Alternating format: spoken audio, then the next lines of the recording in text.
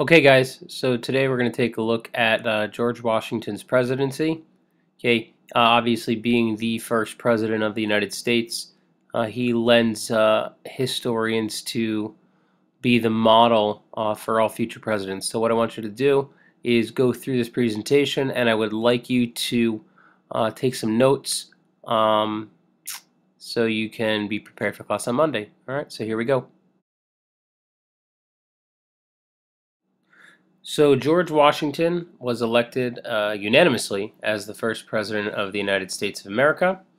He was then supported by John Adams, who would become the vice president.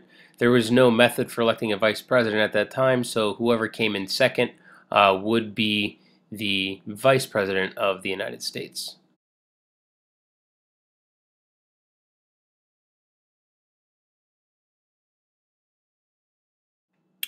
So George Washington would, obviously being the first president of the United States, set a lot of patterns of behavior or precedents, as you see below. Um, he established a lot of precedents, one being the idea that presidents serve 2 terms. It was not law, but from Washington up through FDR, presidents would follow that precedent.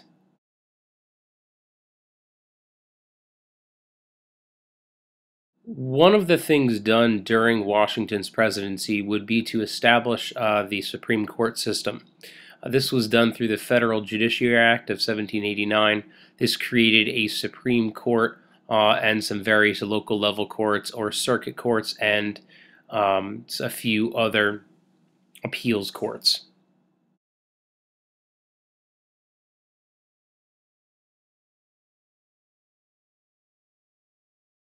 Federal Judiciary Act also created the Supreme Court, which allowed for 6 total justices, 5 associate judges, and 1 chief justice. Washington appointed John Jay as the first Chief Justice of the U.S. Supreme Court.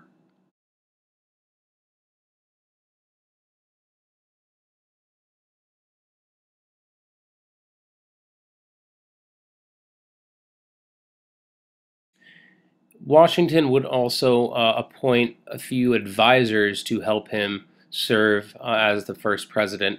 This would be known as the presidential cabinet or his cabinet members. He created 4 departments, and we will take a look at each head of the departments in a second.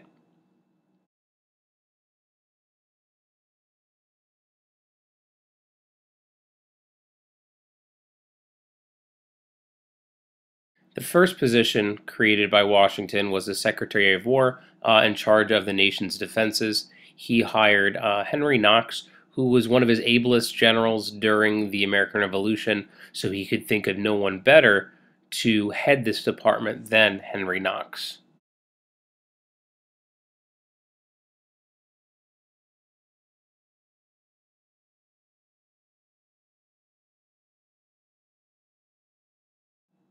The next person hired by Washington would be Thomas Jefferson. He would be in charge of the relationship uh, of the United States with other foreign nations.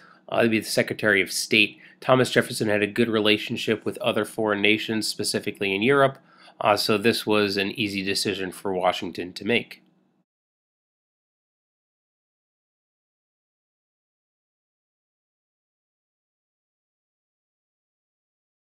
Next position filled would be the Secretary of the Treasury. Washington would hire Alexander Hamilton, close friend and supporter during the Revolution.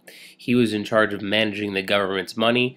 He would construct a financial plan to help the United States get out of debt after the Revolutionary War, which we'll take a look at in a moment.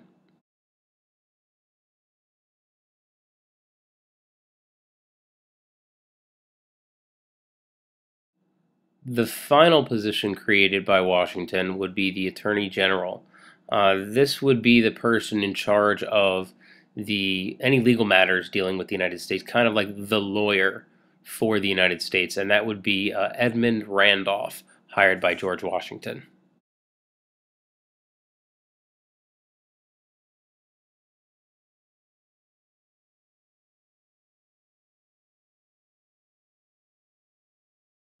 So Hamilton's financial plan um, has a few steps, which we'll take a look at in a minute. But we just need to understand that this was meant to strengthen the United States and help get them out of debt so that the United States could prosper and have a good relationship and credit with other foreign nations.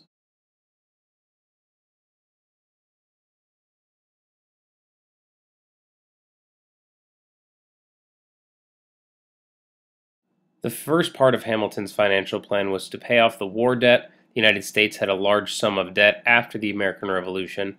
In order to do that, Hamilton wanted to raise revenue through taxes and tariffs, which are taxes on imported goods. Um,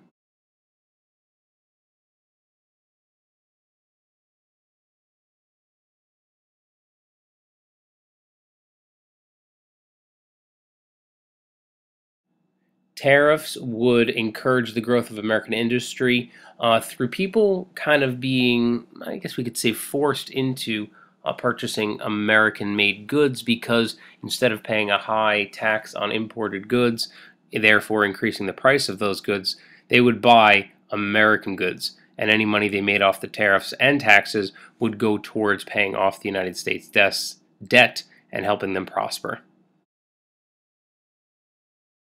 The final step in Hamilton's plan was to create a national bank.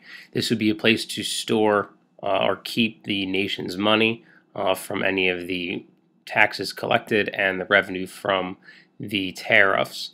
This was a great way to centralize the monetary system in the United States because they had a lot of issues with various states and various types of currencies. So, this would hopefully strengthen the central government in the United States.